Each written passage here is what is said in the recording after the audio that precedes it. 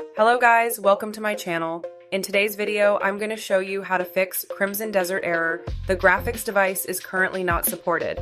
First, make sure your graphics card is supported. Go to the Steam store page, scroll down to System Requirements, and check your GPU. If you're using an unsupported or integrated graphics card like Intel, the game may not run and no fix will help. If your GPU is supported, start by doing a clean graphics driver install. For NVIDIA users, go to the NVIDIA website, download the latest game-ready driver. AMD users can download the latest driver from the AMD website, install it, and restart.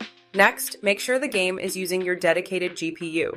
Search for graphics settings in Windows, add the game.exe file, click Options, and set it to high performance. If you're on desktop, ensure your monitor is connected to the graphics card, not the motherboard. Now disable integrated graphics temporarily. Open Device Manager, go to Display Adapters, right-click the integrated GPU, and disable it. Make sure your dedicated GPU is enabled. Next, clear NVIDIA Shader Cache. Go to C Drive, Users, Your Name, App Data. Local, then delete contents of the NVIDIA folder. Enable hidden items if needed, and close NVIDIA tasks before deleting. Now open NVIDIA Control Panel, go to Manage 3D Settings, add the game, and set it to high performance. You can also enable debug mode and restore defaults if needed. After that, update Windows from Settings and restart your PC. Finally, update your BIOS from your system manufacturer's website.